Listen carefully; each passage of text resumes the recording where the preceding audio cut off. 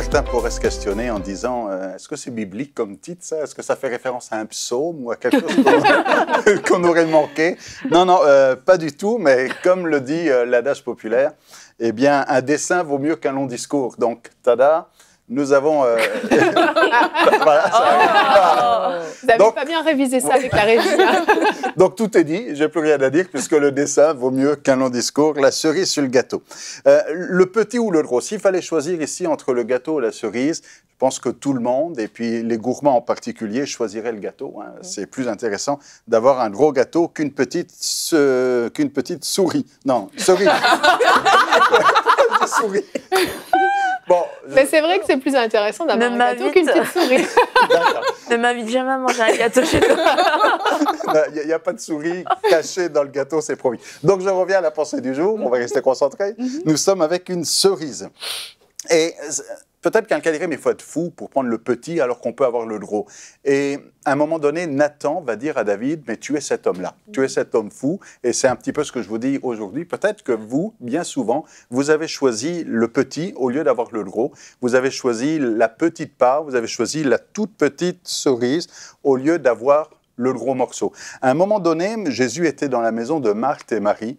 Et Marthe va s'inquiéter pour des petites choses, pour peu de choses, alors que Marie, elle, a choisi la bonne part, une part qui ne lui sera pas ôtée. Il faut choisir, il faut faire la différence entre les petites choses et les grandes choses. Alors certains vont dire, moi je veux les grandes choses, je veux le miraculeux, le surnaturel, la gloire de Dieu, j'ai besoin de tout ça. Mais en fait ici, quand on regarde l'histoire avec Marthe et Marie, la bonne part, c'est être dans la présence de Jésus. C'est d'être à ses pieds, c'est d'entendre sa parole.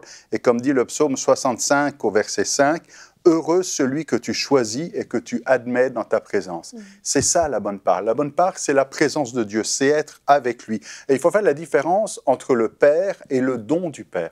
Bien souvent, et peut-être trop souvent, je ne sais pas si c'est votre cas, mais on va faire un effort dans la prière, on est prêt à jeûner, à prier parce qu'il y a un besoin, parce qu'on a besoin d'un miracle, on a besoin d'une guérison, on a besoin d'une intervention divine. Et là, on cherche de tout notre cœur parce qu'on a besoin. Mais le plus grand besoin, ce n'est pas cette petite cerise, c'est le gâteau. Quelle est votre faim spirituelle? Est-ce que vous avez faim pour une cerise ou est-ce que vous avez faim pour le gâteau? Comprenez que s'il y avait un effort à faire pour rechercher, eh bien, cherchez pas le petit ou la peu de choses, mais cherchez la présence de Dieu, cherchez la connexion avec Dieu, cherchez la gloire de Dieu. C'est pareil avec Jésus. Dans l'Évangile, à un moment donné, la foule cherche Jésus. Et on aurait tendance à crier « Alléluia, c'est formidable, il y a une foule qui cherche Jésus. » Et pourtant, Jésus, lui, n'est pas dupe d'une certaine manière, puisqu'il va dire « En vérité, je vous le dis, vous me cherchez non pas parce que vous avez vu des miracles, mais parce que vous avez mangé des pains. » Dans Jean chapitre 6, verset 26.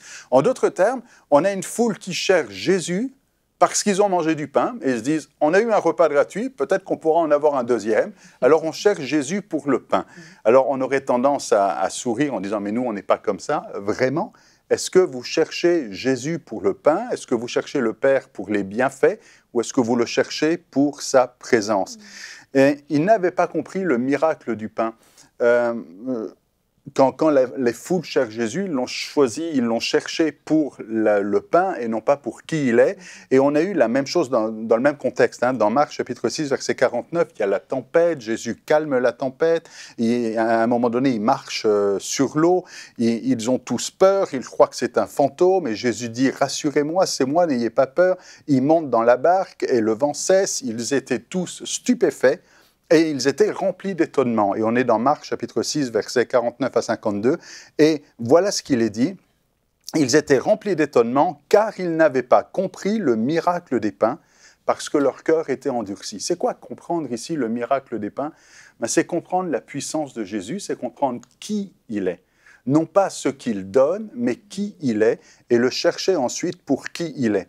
Alors aujourd'hui, même si vos besoins sont nombreux, même si vous avez de grands besoins, même s'il y a des raisons peut-être de paniquer dans certains cas, ne cherche pas Dieu pour tous ces besoins-là, mais cherche premièrement le royaume de Dieu et sa justice, et les choses, le reste, les petites choses te seront données en plus. Il vaut mieux avoir le gâteau que la cerise. Cherche Dieu, le Père, le Fils, le Saint-Esprit, pour reprendre l'expression de 2 Corinthiens 13, 14, que la grâce du Seigneur Jésus-Christ, l'amour de Dieu et la communion du Saint-Esprit soient avec vous tous. C'est cette communion dont vous avez besoin.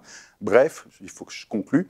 Ne cherche pas aujourd'hui le don, mais cherche celui qui donne. Retrouvez la suite de ce programme dans l'émission Bonjour chez vous sur ENCI TV.